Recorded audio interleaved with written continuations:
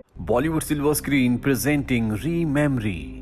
इस कहानी की शुरुआत में सैम और उसके भाई को दिखाया जाता है जो दोनों के दोनों कार से अपने घर जा रहे होते हैं। इन दोनों ने ड्रिंक किया होता है और तभी इनकी कार से दूसरी गाड़ी टकराती है जिससे इनकी कार का बहुत बड़ा एक्सीडेंट हो जाता है। इस एक्सीडेंट में दोनों बुरी तरह से जख्मी हो जाते हैं। सैम का भाई उसे कुछ कहता है लेकिन वो उसकी बात को समझ नहीं पाता। सैम को कुछ देर के बाद हॉस्पिटल में होश आता है जहां पर उसे पता चलता है कि एक्सीडेंट में उसके भाई की मृत्यु हो गई।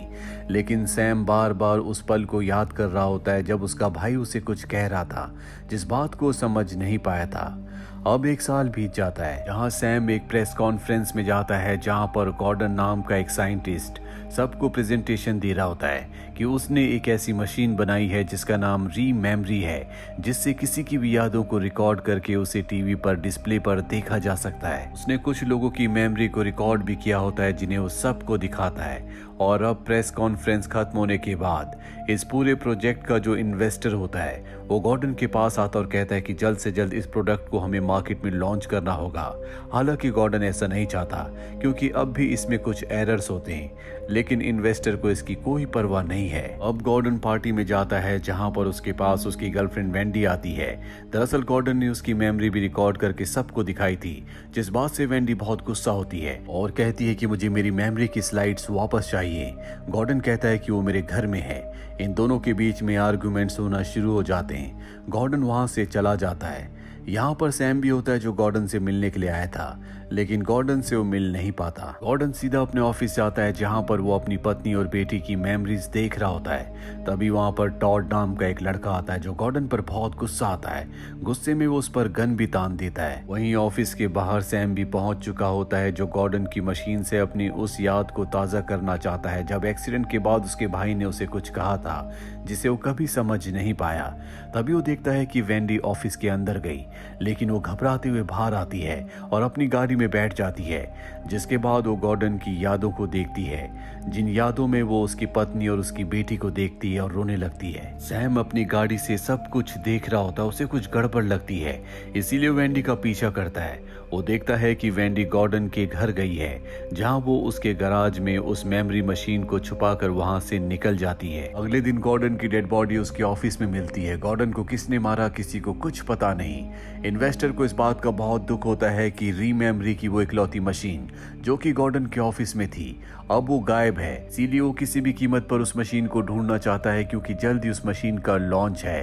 वो मीडिया को बताता है कि गॉर्डन अब इस दुनिया में नहीं रहा। ये खबर सैम भी सुन लेता है, इसीलिए सैम गॉर्डन के घर पर जाता है जहां पर उसकी वाइफ होती है। वो उसकी वाइफ को कहता है कि मैं गॉर्डन का दोस्त हूँ। गॉर्डन की पत्नी सैम को घर के अंदर बुलाती और बताती है कि गॉर्डन की मृत्यु नेचुरल तरीके से हुई है, लेकिन उसके ऑफिस का सारा सामान बिखरा हुआ था। साथ ही दीवार पर 3 गोलियों के निशान भी थे। सैम उसके घर से निकलने से पहले बड़ी चालाकी से गैराज की चाबियां ले लेता है और गैराज में जाता है जहां पर री मेमोरी मशीन होती है। साथ ही वहां पर बहुत सारे लोगों की स्लाइड्स भी होती है जिनमें उनकी मेमोरीज हैं। वो उन सब स्लाइड्स को री मेमोरी को लेकर अपने घर आ जाता है। सैम को पूरा यकीन है कि गॉर्डन को किसी ने मारा है, इसीलिए वो उन सब लोगों की मेमोरीज को देखता है जिसके रिकॉर्ड अब उसके पास है और एक एक करके सबसे मिलता है। साथ ही वो उस कंपनी की भी इन्वेस्टिगेशन करना शुरू कर देता है जहां पर गॉर्डन जॉब किया करता था। घर आने के बाद अब सैम अपनी मेमोरी को रिकॉर्ड करता है ताकि वो उस पल को देख सके जिस पल में उसके भाई ने उसे कुछ कहा था। और इससे पहले कि वो उस पल तक पहुंचता वो उससे पहले के इवेंट्स को बर्दाश्त नहीं कर पाता और उसका प्रोसेस बीच में ही रुक जाता है। पर तभी वो देखता है कि उसके सामने उसका भाई बैठा है जो गिटार बजा रहा है। अगले पल उसका भाई वहां से गायब हो जाता है। दरअसल अब उसे अजीब अजीब से विजन्स आ रहे होते हैं। अगले दिन उसके पास उसी कंपनी का एक एम्प्लॉय आता है जहां पर गॉर्डन काम किया करता था। वो सैम से री मेमोरी मशीन के बारे में पूछता है। सैम कहता है कि मुझे री मेमोरी मशीन के बारे में कुछ नहीं पता, मैं एक प्राइवेट इन्वेस्टिगेटर हूँ और मैं किसी कंपनी के लिए काम कर रहा हूँ। बातचीत के दौरान यहाँ पर उसे एम्प्लॉय बताता है कि मेरे ऊपर भी उस मशीन का इस्तेमाल किया गया था।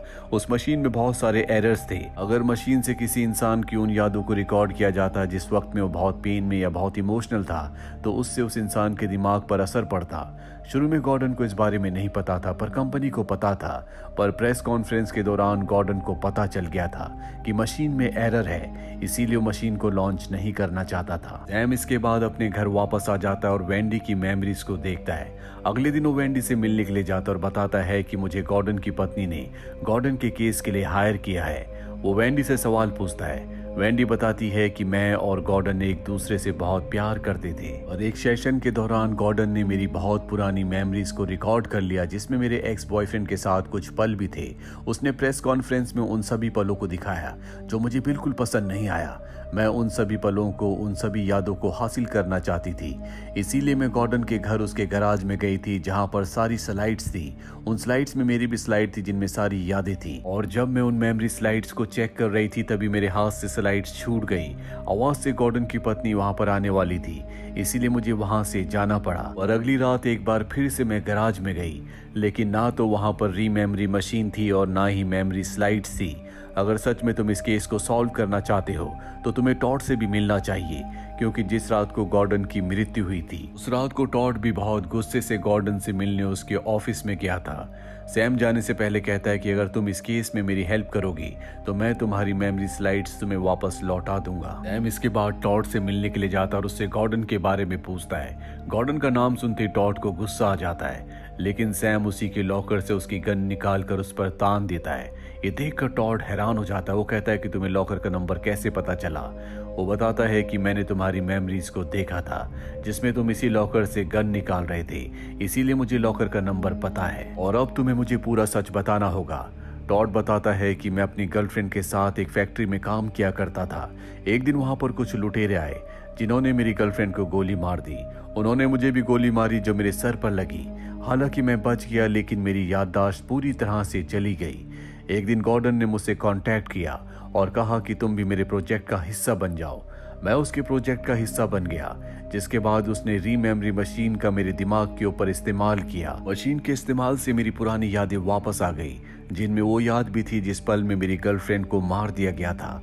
मैं उस पल की वजह से पूरी तरह से डिस्टर्ब हो गया। मेरी दिमागी हालत खराब होने लगी, इसीलिए मैं गॉर्डन के पास गया और मैंने उससे कहा कि मेरे दिमाग से उस पल को मिटा दिया जाए, लेकिन गॉर्डन ने मेरी बात नहीं मानी, जिस वजह से मुझे गॉर्डन पर बहुत गुस्सा था। इसीलिए अपनी गन लेकर मैं उसके ऑफिस गया, जहां पर मैंने उसे बहुत उल्टा सीधा कहा, पर मैंने गॉर्डन को नहीं मारा। सैम उसकी बातों पर यकीन करने के लिए उसकी मेमोरीज को चेक करता है। जैसा कि टॉड ने कहा था बिल्कुल वैसे ही हुआ था।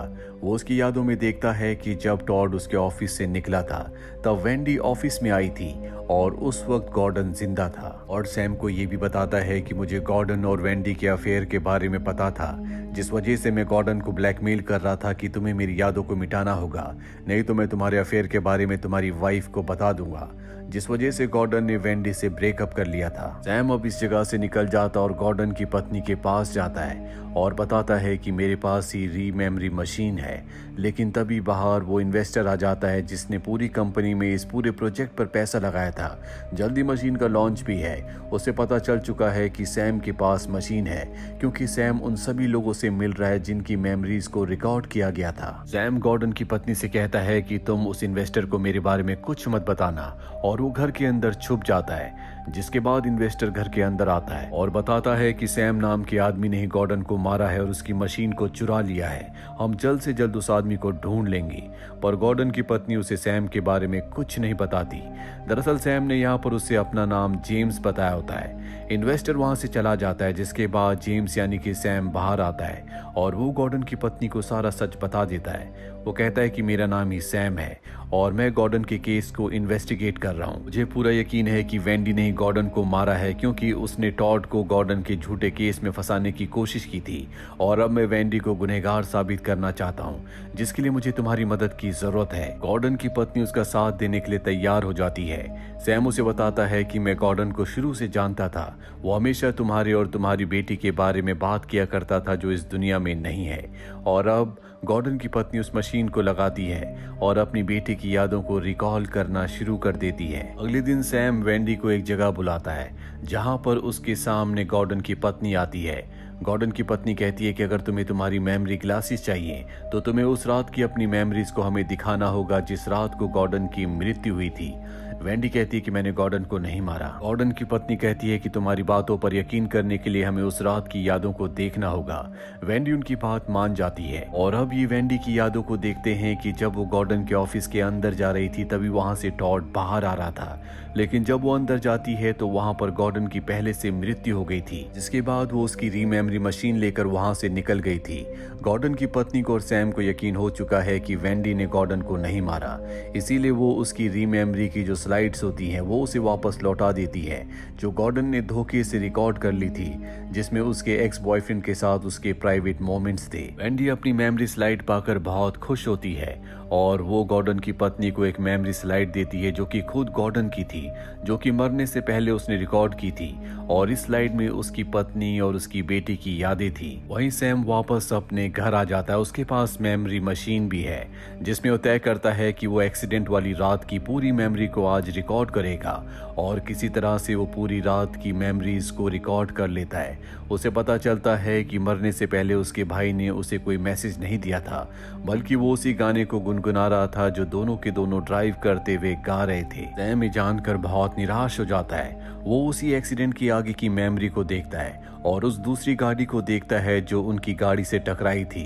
दरअसल वो गॉर्डन की गाड़ी थी जिसमें उसकी पत्नी और उसकी बेटी थी। एक्सीडेंट में गॉर्डन और उसकी पत्नी तो बच जाते हैं, लेकिन इनकी बेटी की मृत्यु हो जाती है। और अब सैम मशीन लेकर अगले दिन एक बार फिर से गॉर्डन की पत्नी के पास जाता है, जहां पर वो गॉर्डन की आखिरी याद को देखते हैं जो कि वेंडी ने उन्हें दी थी, और इन यादों में उन्हें पता चलता है कि गॉर्डन अपनी बेटी को बहुत याद किया करता था और इसीलिए उसने रीमेमरी मशीन बनाई थी ताकि वो अपनी बेटी की सभी यादों को अपने पास हमेशा संजो के रखे, साथ ही उन यादों को हटा दे जो उसे नहीं चाहिए थी। इसीलिए टॉड के जाने के बाद वो अपनी बेटी को बहुत ज्यादा मिस कर रहा होता है। गॉर्डन अपनी बेटी की सभी यादों को स्कैन करता है और उन यादों को डिलीट करने लगता है जो उसे नहीं चाहिए थी, जिस वजह से उसका ब्रेन अनस्टेबल हो जाता है और उसकी मृत्यु हो जाती है। सैम को और गॉर्डन की पत्नी को अब गॉर्डन की मृत्यु का कारण पता चल चुका है। गॉर्डन की पत्नी सैम को थैंक यू कहती है। सैम कहता है कि मुझे माफ कर दो, और साथ ही वो अपनी मेमोरी स्लाइड उसे देता है, जिस स्लाइड से गॉर्डन की पत्नी को पता चल जाएगा कि जिस गाड़ी से उनकी गाड़ी का एक्सीडेंट हुआ था वो सैम की ही गाड़ी थी। पर गॉर्डन की पत्नी कहती है कि अब मुझे इन बातों से कोई फर्क नहीं पड़ता, मैं सिर्फ इतना जानती हूँ कि तुमने मेरी मदद की। सैम वहां से चला जाता है। गॉर्डन की पत्नी उसकी मेमोरी स्लाइड को नहीं देखती, वो उसकी मेमोरी स्लाइड को और गॉर्डन की मेमोरी स्लाइड को एक बोतल में डालकर समंदर में फेंक देती है। तभी समंदर में उसे अपनी बेटी भी दिखती है, जिसे देखकर वो खुश होती है क्योंकि अब उसने तय कर लिया है कि वो पिछली यादों को यहीं छोड़कर अपनी जिंदगी की एक नई शुरुआत करेगी। ऐसा ही सैम ने भी तय कर लिया होता है कि वो अपने भाई की जिसकी मृत्यु हो चुकी है उसकी यादों को पीछे छोड़कर अपनी जिंदगी में आगे बढ़ेगा, और शायद इसी का नाम जिंदगी है। हर इंसान की जिंदगी में दुख दर्द आते हैं, लेकिन उन दुख दर्द उन यादों को छोड़कर इंसान को आगे बढ़ना ही पड़ता है, क्योंकि आगे बढ़ने का नाम ही जिंदगी है। तो ये थी पूरी कहानी रीमेमरी की। उम्मीद करते हैं कि ये कहानी आपको पसंद आई होगी।